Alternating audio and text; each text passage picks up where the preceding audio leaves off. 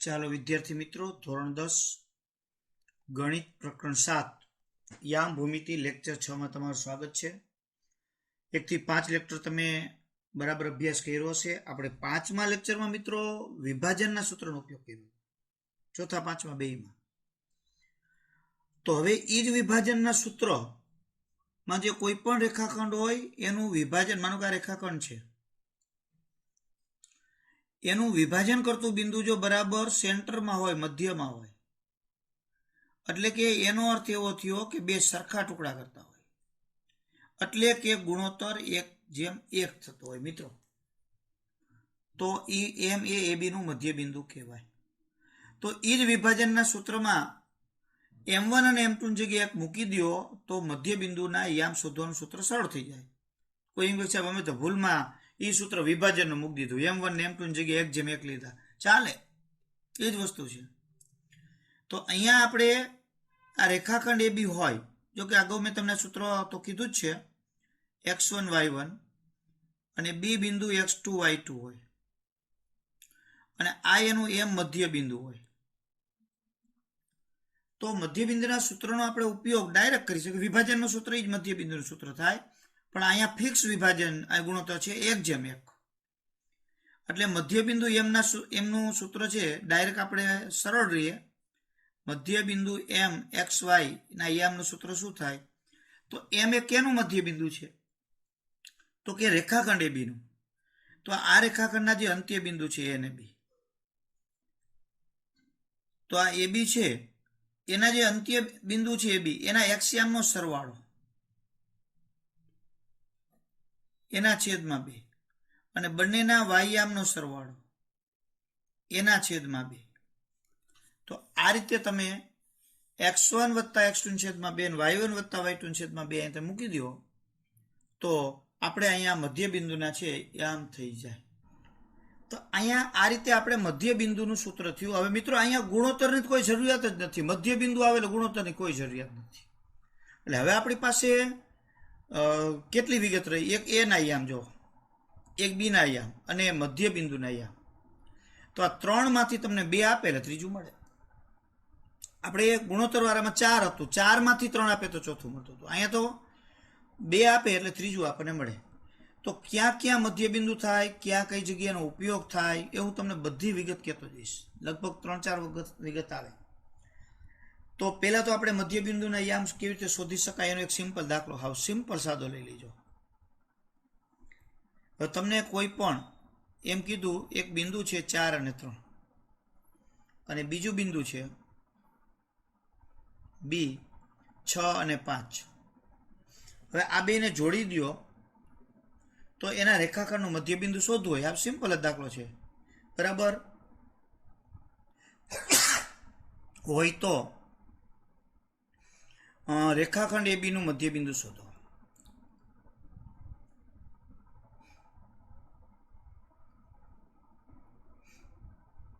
કોઈ પણ રેખાખંડનું મધ્ય બિંદુ, સાંભળી લેજો, રેખાખંડનું મધ્ય બિંદુનું એક જ વસ્તુ, પછી ત્રિકોણની બાજુ હોય તો એ રેખાખંડ જ કહેવાય, સાંભળજો, વર્તુળનો વ્યાસ હોય તો એ રેખાખંડ જ કહેવાય, ચતુષ્કોણનો વિકર્ણ હોય તો એ રેખાખંડ જ કહેવાય।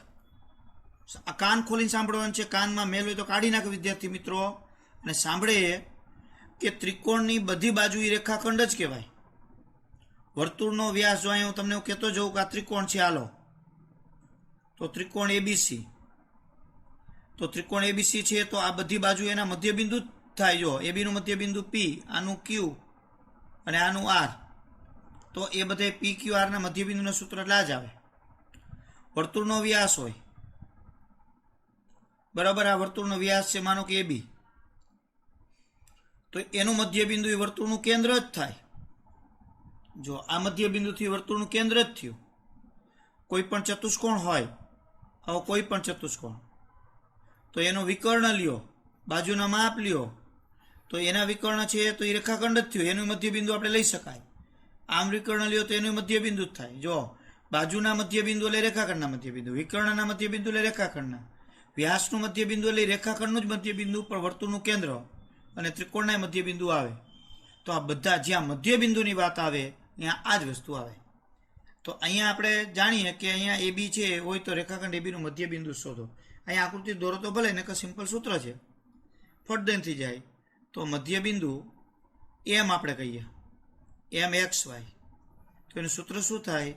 x1 + x2 છેદમાં 2, y1 + y2 છેદમાં 2. જો બંને એક્સયામનો સરવાળો છેદમાં 2, બંને વાયયામનો સરવાળો છેદમાં 2. તો કયા એક્સયામ? તો મધ્ય બિંદુ એમ છે. કેનું મધ્ય બિંદુ છે? તો કે ABનું. તો ABના એક્સયામનો સરવાળો છેદમાં 2, અને બંને એના જ વાયયામનો સરવાળો છેદમાં 2. તો 6 × 4 10 છેદમાં 2 એટલે 5, 5 × 3 8 છેદમાં 2 એટલે 4. જવાબ લ્યો. આ રીતે આપણને 5 અને 4 મધ્ય બિંદુ છે એ મળી જાય. હવે આ રીતે એથી આગળ વિશેષ એક બીજો દાખલો લઈએ. જો ઘણી વખત આપણને મધ્ય બિંદુને યામ આપી દીધા હોય અને બીજા કોઈ અન્ય યામ શોધવાનો હોય, તમને એમ કહી દીધું A અને B એ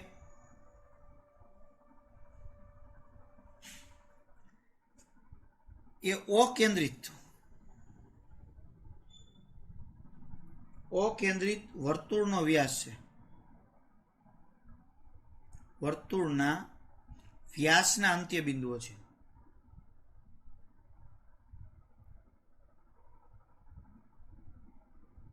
લ્યો, હવે તમને આમાં આપી દીધું છે. જો A છે એ તમને આપ્યો છે કેવો? 3B, એટલે કે B અજ્ઞાત છે. B આપી દીધો છે A-7, એટલે A અજ્ઞાત છે. અને O છે વર્તુળનું આનું કેન્દ્ર, એ O આપી દીધો છે 1 અને 0. તો A બરાબર ખાલી જગ્યા અને B બરાબર ખાલી જગ્યા. આની ગણતરી કરવાની છે. તો ઘણી બધી વિગતો આમાં આવી ગઈ. જો એક તો AB વર્તુળનો વ્યાસ છે, એટલે આપણે વર્તુળ દોરીએ. જોકે તમારે દોરવાની જરૂરી નથી, પણ આ તો આપણને ખ્યાલ આવે. હાલો, AB વર્તુળ, આ વર્તુળ AB વ્યાસ. તો વ્યાસ એ રેખાખંડ થયો. તો ABના યામ આપણને આવા આપ્યા છે 3B, આને આપ્યા છે A અને -7. હવે આ વ્યાસનું અંત્ય બિંદુ અને વર્તુળનું કેન્દ્ર થાય. તો વર્તુળનું કેન્દ્ર તમને આપી દીધું છે O અને 1 અને 0. ઘણીવાર અહીંયા તમને ન આપે અને એમ કહે કે વર્તુળનું કેન્દ્ર એ ઉગમ બિંદુ છે. તો ઉગમ બિંદુના યામ શું? O0 0. તો મધ્ય બિંદુ તમારું O0 0 લઈ જ લેવાનું, અને અહીંયા આપણે આપ્યું છે તો એ લેવાનું છે. તો આપણે અહીંયા લખીએ, અહીં AB એ અકેન્દ્રિત વર્તુળ વ્યાસના અંત્ય બિંદુ છે. એટલે અહીંયા AB વ્યાસ થશે. AB વ્યાસ છે, અને તેથી વર્તુળનું કેન્દ્ર OA ABનું મધ્ય બિંદુ થાય. તો હવે આપણે અહીં શું કરવાનું? મધ્ય બિંદુનું સૂત્ર મૂકી દેવાનું, OXY. તો જેના મધ્ય બિંદુ છે એના અંત્ય બિંદુઓના યામોનો સરવાળો છેદમાં 2. હાલો, ઓની કિંમત તો કે 1 0. જો ઉગમ બિંદુ હોત તો 0 0. ઉગમ બિંદુ હોય એટલે તમને એમ નહીં કે ઉગમ બિંદુ 0 0. તો આપણને ખબર હોવી જોઈએ કે ઉગમ બિંદુ છે એના યામ 0 0 થાય. આપણે આલેખ દોરીએ, તો ઉગમ બિંદુ છે એ વર્તુળનું કેન્દ્ર હોય તો આ રીતે વર્તુળ બને. જો અહીંયા 0 0 આવે.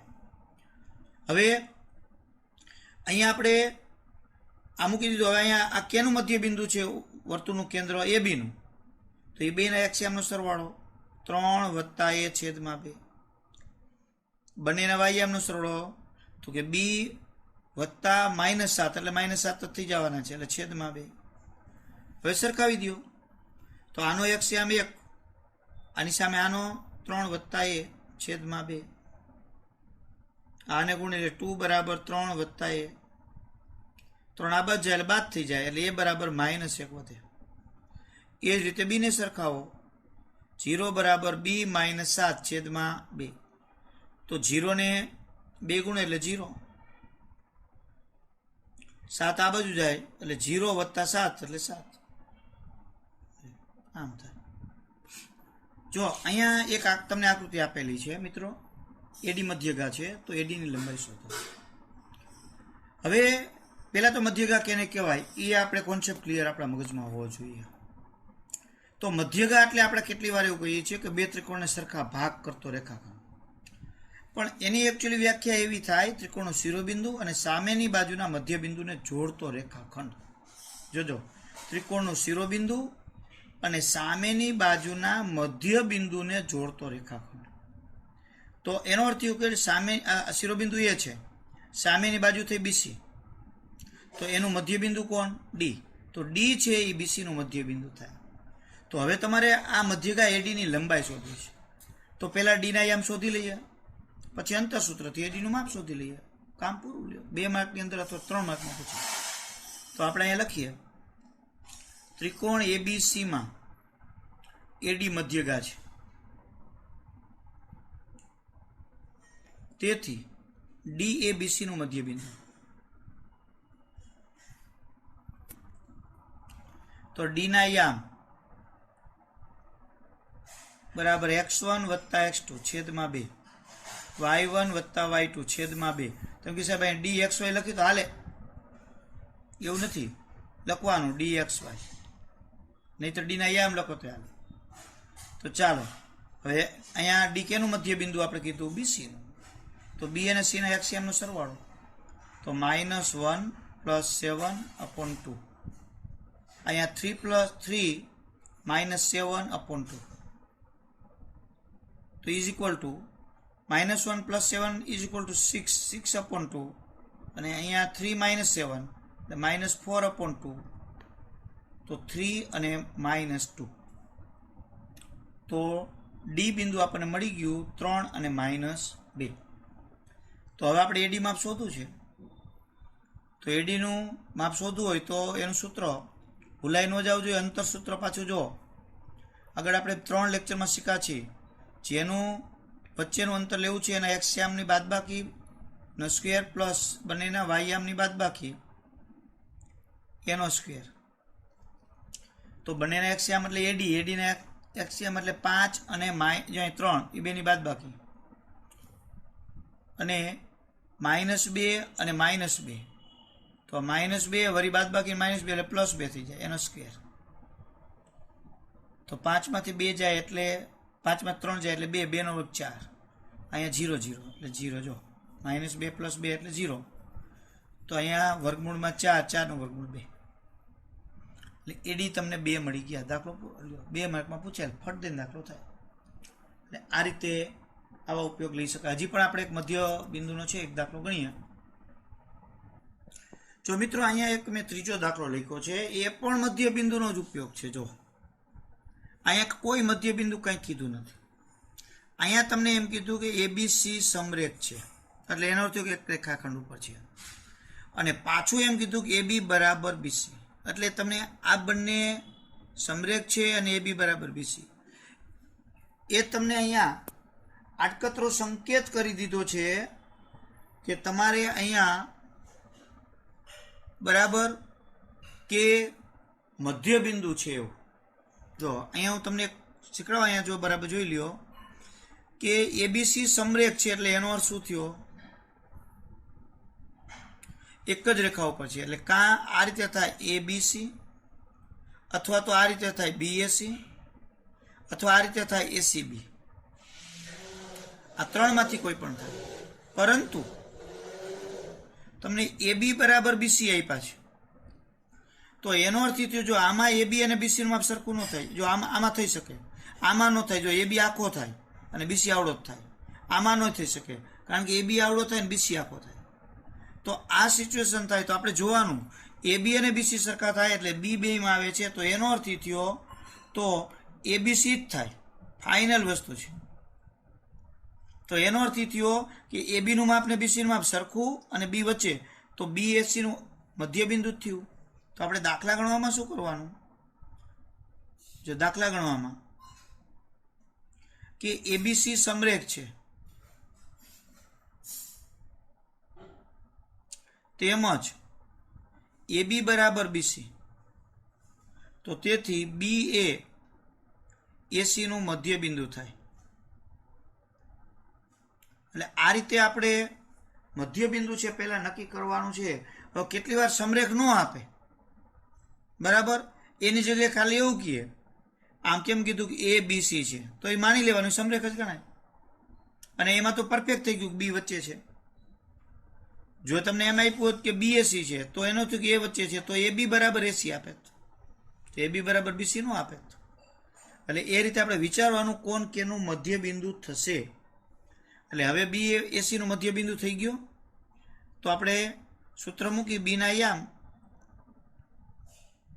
બરાબર x1 વત્તા x2 છેદમાં 2 અને y1 વત્તા y2 છેદમાં 2. તો બીના યામ કોણ આપ્યું છે આપણને? 3 4. તો કેનું મધ્ય બિંદુ છે? બી એસી નું. જો આપણે લખ્યું તો એ અને સી ના એક્સ એમ નો સરવાળો એના 5 સી ના એક્સ છેદમાં 2 2 વત્તા વાય છેદમાં 2. તો હવે 3 સાથે સરખાવીએ. 3 બરાબર 5 વત્તા એક્સ છેદમાં 2.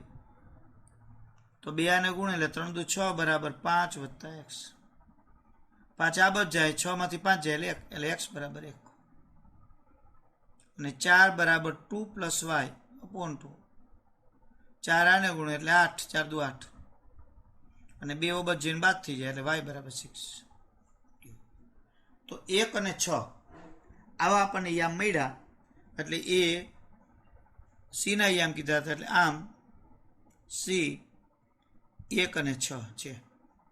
ટૂંકમાં મધ્ય બિંદુના દાખલા હંમેશા હેલા જ હોય ને કોઈને કોઈ રીતે આપણે દાખલાઓ છે એ મધ્ય બિંદુના સૂત્રથી જ આ રીતે એનો ઉપયોગ કરી શકીએ. ચાલો મિત્રો, હવે મધ્ય બિંદુના બીજા કેવાની ઉપયોગ. તો એમાં જો ચતુષ્કોણ આપણને આપ્યા હોય એમાં ખાસ પ્રકારના, એટલે કે આ 4 ચતુષ્કોણ, સમાંતર બાજુ ચતુષ્કોણ એટલે સબાચકો, સમબાજુ ચતુષ્કોણ એટલે ચારે બાજુ સરખી તેઓ, લંબચોરસ એટલે સામસામે બાજુ સરખી અને વિકર્ણ સમાન, અને ચોરસ એટલે ચારે બાજુ સરખી અને વિકર્ણો પણ સમાન. તો એમાં 3 શિરોબિંદુ આપણને ઓલરેડી આપી દીધું. અને ચોથું શિરોબિંદુ શોધવું હોય તો આનાથી શોધી શકાય. તો એમાં મધ્યબિંદુનો ઉપયોગ થાય. તો આનું કારણ શું? તો કે આ 4 પ્રકારના ચતુષ્કોણો, બીજા નહીં. તમે સમલંબ લઈ લ્યો કે આ 4 સિવાયનો બીજો કોઈ લેવા નહીં.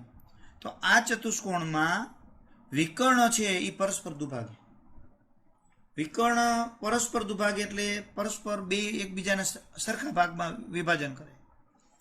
એટલે એ વિકર્ણનું મધ્યબિંદુ સમાન હોય. એક વિકર્ણનું મધ્યબિંદુ થતું હોય એ જ બીજા વિકર્ણનું મધ્યબિંદુ થાય. એટલે આપણને ચોથું શિરોબિંદુ ફટ દઈને મળે મધ્યબિંદુનો ઉપયોગથી. જો આટલું સમજાણું હોય કે આ 4 પ્રકારના પાકા જ કરવાના છે. આ 4 પ્રકારના ચતુષ્કોણ છે એના માટે જ વિકર્ણો પરસ્પર દુભાગે એટલે વિકર્ણના મધ્યબિંદુ સમાન હોય. તો ચાલો અહીં એક દાખલો મેં એના ઉપયોગથી લખ્યો છે. જો બિંદુઓ ABCD ના યામ આપ્યા છે, પણ એમાં સી નું યામ એક ખૂટે છે, ડી નું એક ખૂટે છે. આવું કોઈને કોઈ યામ ખૂટતા હોય. તો સમાંતર બાજુ ચતુષ્કોણ ABCD આપ્યો છે જો સબાચકો. તો એના શિરોબિંદુની યામ એક્સ એટલે કે આ ખૂટતા યામ શોધો. તો શું કરવાનું? જો આપણે પહેલા સમાંતર બાજુ ચતુષ્કોણ દોરી જ નાખવાનું. પેનથી જ દોરી નાખવાનું, પેન્સિલની જરૂર નથી. જો સમાંતર બાજુ ચતુષ્કોણ થઈ ગયું, આપણે 9માં શીખ્યા જ છીએ. પછી એના યામ અહીં લખી જ નાખવાના. આળસ નહીં કરવાની, આવી આકૃતિ દોરવાની. ઘણી વખત ઘણા શિક્ષકો છે એ કઈ આકૃતિ દોરીને એમને દાખલા ગણાવી નાખતા હોય છે, પણ એ ખોટી બધી ટેવો હોય છે. એને ખાલી દાખલા ચોપડીના ગણાવવાથી મતલબ હોય છે. આટલા બધા બહારના દાખલા હું તમને શીખવાડું છું, લેસનમાં આપું છું, એ કોઈ મતલબ નથી. વિદ્યાર્થીને કેટલું આવડે એ કે દાખલા ચોપડીને પાકા કરાવી દે પૂરું. પણ ગઈ વખતે માર્ચ 2020ની પરીક્ષામાં ફક્ત 3 જ દાખલા ચોપડીના બેઠા પૂછાણા હતા, બાકી બધું બહારનું હતું. એટલે તકલીફ મોટી પડે છે. એટલે જ બરાબર દાખલા ધ્યાનપૂર્વક સમજો અને શીખો. એટલે ગઈ માર્ચ 2020ની પરીક્ષાની અંદર મેં જ ભણાવેલા વિદ્યાર્થીને આપણા મોરબી જિલ્લાની અંદર ફક્ત એક જ વિદ્યાર્થીને 99 માર્ક હતા ગણિતમાં. એ મારા ભણાવેલા વિદ્યાર્થીના હતા. એટલે એના ઉપરથી તમે સમજી શકો કે ઝીણી ઝીણી બાબતનો અભ્યાસ તમે કરશો તો જ પૂરા માર્ક ને વધુ માર્ક આવે, નહીં તો શક્ય નથી. એટલે આપણે ગયા વખતે મેં ભણાવ્યા હતા એવા કુલ 9 વિદ્યાર્થીઓ મોરબી જિલ્લાની અંદર કુલ 30 વિદ્યાર્થીઓ A1 ગ્રેડમાં હતા. એમાંથી 9 વિદ્યાર્થીઓ તો મારા ભણેલા વિદ્યાર્થી જ હતા A1 ગ્રેડવાળા, ગણિત 1માં ને ઓલ ઓવર, અને ગણિત અને વિજ્ઞાન બેયમાં 99 માર્ક હોય એવો આપણો વિદ્યાર્થી હતો, જે ગુરુકુળની અંદર ભણતો, જે ઓમ બાવરો ઓમ. એટલે ટૂંકમાં અને નાલંદા વિદ્યાલયનું પણ પરિણામ આપણે ખૂબ ઊંચું હતું. બધા વિદ્યાર્થીઓનું બધે સારા જ ગણિતમાં માર્ક હતા. ઘણા બધા વિદ્યાર્થીઓને 90 ઉપર ગણિતમાં ગયા વર્ષે હતા. બાકી તમે જોયું હશે તો ઘણી જગ્યા ઘણા બધા શિક્ષકો ભણાવે છે એમાં આટલા માર્ક 90 ઉપર જોવા મળ્યા નથી. એટલે 90, 98, 97, 95, 96 વાળા ઢગલા એક વિદ્યાર્થી હતા. એટલે આપણે બરાબર ધ્યાનપૂર્વક બધી વસ્તુ શીખે તો જ વધુ માર્ક આવે, બાકી આવે નહીં. તો અહીંયા આનું આપણે ચોથું શિરોબિંદુ શોધવાનું નથી. ચોથું શોધવું હોય તો એ જ વસ્તુ થાય, પણ અહીંયા ખૂટતા યામ આપણે શોધવાના છે. તો અહીંયા આપણે વિકર્ણ જોઈએ તો બીડી આનો વિકર્ણ કહેવાય છે. સામ સામેના શિરોબિંદુને જોડો એટલે વિકર્ણ. એવું આપણે 9મા ધોરણની અંદર બધું શીખી ગયા છીએ. હવે આનું જે મધ્યબિંદુ થાય, આ બે વિકર્ણો જ્યાં છેદે, એ બેમાં સરખું જ થાય. જો એસીનું મધ્યબિંદુ એ જ થાય અને બીડીનું પણ એ જ થાય મધ્યબિંદુ. એમ આપણે મધ્યબિંદુ કોઈ એમ કહે કે એસીનું મધ્યબિંદુ શોધી લઈએ અને પછી બીડીનું શોધી લઈએ સરખાવીએ તો ચાલે, પણ અહીં ડાયરેક્ટ જ સરખાવી દેવાનું. તો અહીં લખવાનું ABCD સબાચકો છે, સમાંતર બાજુ ચતુષ્કોણ છે. તેથી વિકર્ણો પરસ્પર દુભાગે. તો પરસ્પર દુભાગે, તેથી આપણે સીધું જ લખવાનું એસીનું મધ્યબિંદુ બરાબર બીડીનું મધ્યબિંદુ. બંને વિકર્ણો છે એ બેના મધ્યબિંદુ સમાન. તો એસીનું મધ્યબિંદુ એટલે શું? બંનેના એક્સિયામનો સરવાળો છેદમાં 2 અને બંનેના વાયામનો સરવાળો છેદમાં 2. સામે બીડીનું મધ્યબિંદુ, તો બંનેના એક્સિયામનો સરવાળો છેદમાં 2, જો 1 અને 1. બંનેના વાયામનો સરવાળો છેદમાં 2. તો આ રીતે આપણને મધ્યબિંદુ મળી જાય. પછી સાદરૂપ અહીંયા આપવું હોય તો ભલે, નહીં તો સીધા સરખાવી દેવાના. હવે તો આનો એક્સિયામ છે -2 + 1 છેદમાં 2 બરાબર. આનો એક્સિયામ 1 ને 1 2, 2 ના છેદમાં 2, અને બંનેના વાયામને સરખાવો તો 5 ને 3 8, જો છેદમાં 2, અને વાયના છેદમાં 2, 0 તો નીકળી જાય. સાદરૂપ આપીએ તો અહીંયા ઉડાડી દો, અથવા તો અગર તો અહીંયા ઉડાડી દો એટલે 1, પછી 2 વળી 1 ને ગુણે એટલે ઇનાઈસ થઈ જાય, એટલે 2 આવી જાય. તો x બરાબર અહીંયા -2 બચ જાય એટલે +2 થઈ જાય, એટલે 1 ને 1 2 એટલે 4. ડાયરેક્ટ આવું મૂકી શકો સાદરૂપ. અહીંયા ઉડાડી દો એટલે અહીંયા 4, 4 ને 2 ગુણે એટલે y બરાબર 8. તો અહીંયા તમને x બરાબર 4 અને y બરાબર 8. મિત્રો અહીંયા ચોથું શિરોબિંદુ ખૂટતું હોત, માનો કે આ ડી ની જગ્યાએ કાંઈ નું આપ્યા હોત આવે, તો પહેલા ધારી લેવાનું. ધારો કે અહીંયા સમાંતર બાજુ ચતુષ્કોણ ABCD નું ચોથું શિરોબિંદુ DXY છે. પછી આ જ રીતે તો એમાં એકને એક જગ્યાએ x ખૂટે અને y ખૂટે, એટલે આમાં સામ સરખાવો એટલે થઈ જાય. એટલે આ રીતે આપણને ચોથું શિરોબિંદુ છે એ પણ મેળવી શકીએ આપણે. એનો પણ એક દાખલો છે એ ગણીએ. ચાલો મિત્રો, અહીંયા જો એક મેં રકમ લખી છે. હવે એ રકમ લખી છે એનું આપણે ચોથું શિરોબિંદુ છે સમબાજુ ચતુષ્કોણનું શોધવાનું છે. હવે અહીંયા તમે જો ઘણીવાર આપણને સમબાજુ ચતુર્ના ક્રમિક શિરોબિંદુ આપ્યા છે, આમાં ABCD એવું નથી આપ્યું. તો છેલ્લા ક્રમમાં આવતું ચોથું શિરોબિંદુ શોધો. હવે આવું ન આપ્યું હોત તો કયા ક્રમનું શિરોબિંદુ શોધવું ખબર ન પડે. તો તમારે ચોથા ક્રમનું, ત્રીજા ક્રમનું, બીજા ક્રમનું, આવા 3 શોધવા પડે. તમે પહેલા ક્રમમાં પહેલો ક્રમ ઈ ચોથો ક્રમ થઈ જાય પછી, એટલે પહેલો ક્રમ ઈ ચોથો, કારણ કે આખો રાઉન્ડ ફરે એટલે. તો તમારે 3 દાખલા ગણવા પડે, દરેક પરિસ્થિતિ માટે અલગ અલગ. પણ આપણા અભ્યાસક્રમમાં એવા દાખલા બહુ આપ્યા નથી, ક્રમ આપી દીધા છે એટલે બહુ વાંધો ન આવે. એટલે છતાંય ન આપ્યો તેવા 4 આપણે 3 દાખલા ગણવા પડે. તો અહીંયા આપણે જો અહીં આપણે એને નામ જ આપી દઈએ, A 3 અને 0, B 4 અને 5, સી -1 અને 4 અને ડી XY લેતા. પછી સીધું ABCD સમબાજુ છે, સમબાજુ ચતુષ્કોણ છે.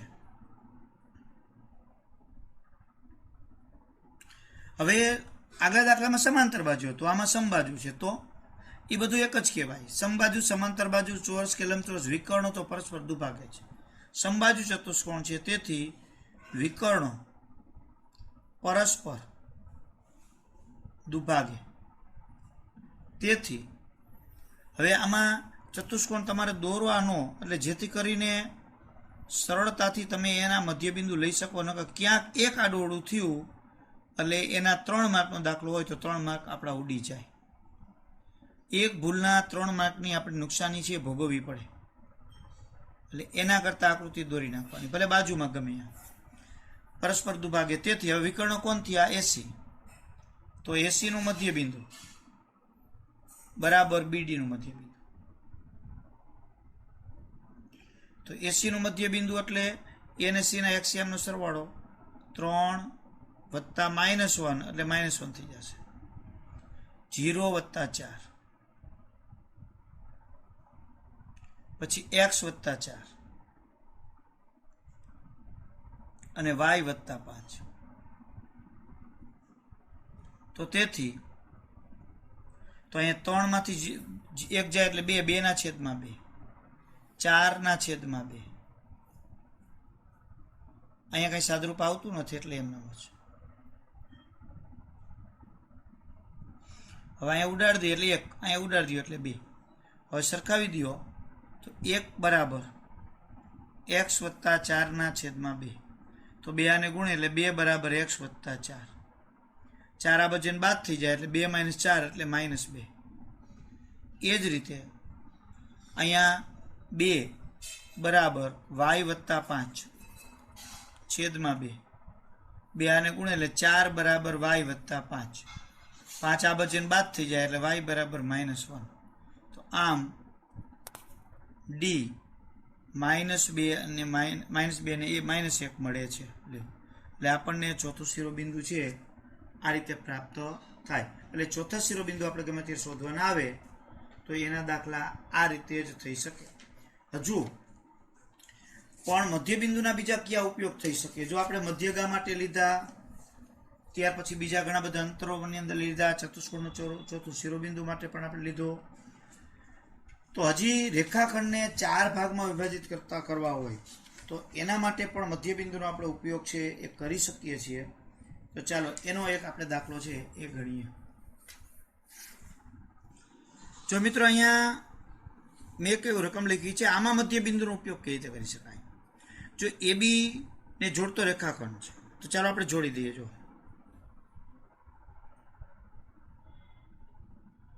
હાલો આ AB થઈ ગયો, એના યામ પણ લખી દઈએ 0 0 અને 4 અને 8 બરાબર.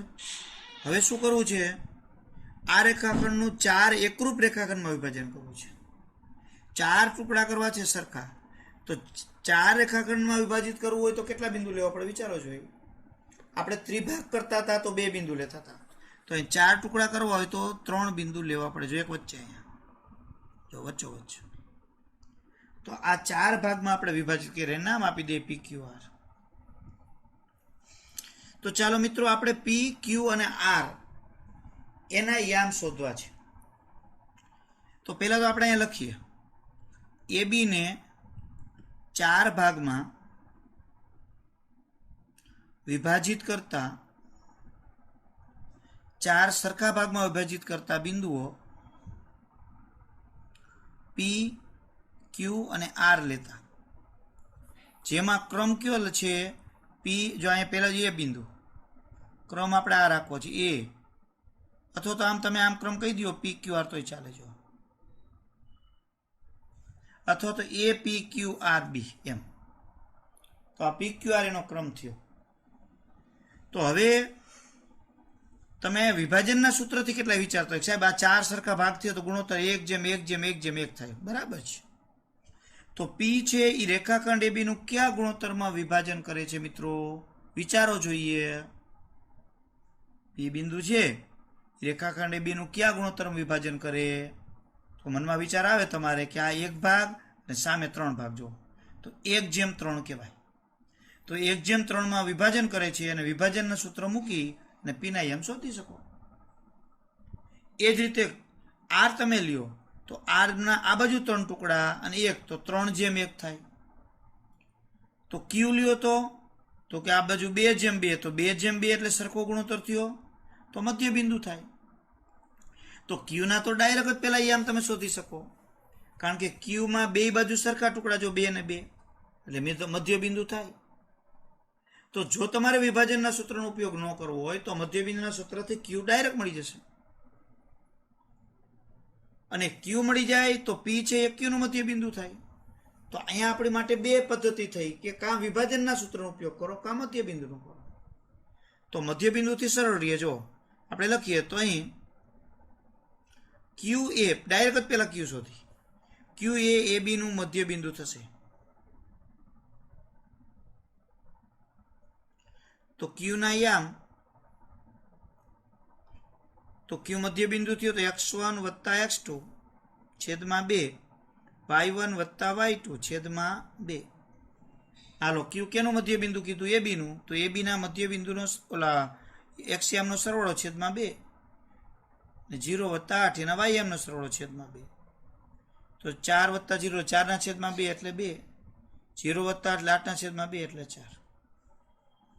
એટલે આપણને ક્યુના યામ થઈ ગયા 2 અને 4. એટલે આ રીતે આપણને ક્યુના યામ મળ્યા. હવે આ ક્યુના યામ થયા. હવે પીના યામ લેવા હોય તો એક ક્યુનું મધ્ય બિંદુ છે એટલે એ તો ડાયરેક્ટ જ લખવાનું. હવે તો પી એ ક્યુનું મધ્ય બિંદુ થશે. તો પીના યામ, હવે સૂત્ર મૂકવાની જરૂર નથી. એક ક્યુનો મધ્ય બિંદુ છે તો એના x યામ અને ક્યુના x યામનો સરવાળો, ક્યુનો x યામ 2 આવ્યા છે અને બંનેના y યામનો સરવાળો. તો 0 + 2 એના છેદમાં 2 એટલે 1, અથવા 2/2 એક લંબાવું હોય તો, અને 4/2 એટલે 1 અને 2 જો. પછી આર એ ક્યુબીનું મધ્ય બિંદુ છે.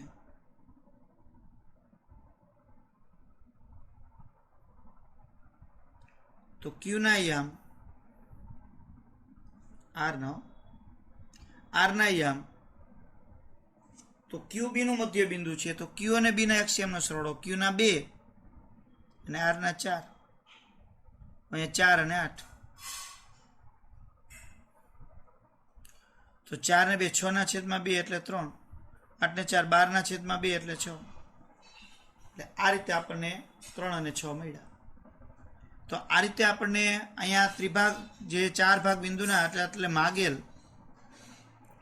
બિંદુઓ પી, તો પી ને છે મળ્યા 1 અને 2, પી 1 અને 2, ક્યુ 2 અને 4 અને આર 3 અને 6. એટલે આ રીતે 4 ભાગમાં વિભાજન કરે તો મધ્ય બિંદુથી પતી જાય. વિભાજનમાં થોડોક દાખલો મોટો થાય, પણ 2 રીતે આપણે ગણી શકીએ, જવાબ સરખો જ આવે. તો આજે બધા જ મધ્ય બિંદુના ઉપયોગના દાખલાઓ હતા, જેટલા લીધા એટલા. એટલે અહીંયા તમને મેં દાખલા બધા શીખવાડ્યા, એમાં બધા જ પ્રકારનું. એટલે તમારે સ્વાધ્યાય 7.2 એની અંદર એક છેલ્લો દાખલો 10મો છે, ક્ષેત્રફળની અંદર આવે છે. એટલે એ એક આપણે બાકી રાખ્યો છે. બાકીના એ સિવાયના બધા જ દાખલાઓ છે તમારે 7.2 પૂરા થયા. હવે આપણે 2 દિવસ, 2 આ 6 થયા એટલે 2 વિડીયો આવશે, એટલે 8 વિડીયો એ લેક્ચર એ તમારું ચેપ્ટર પૂરું થઈ જશે. એટલો ત્યાં રાખીએ. અસ્તુ.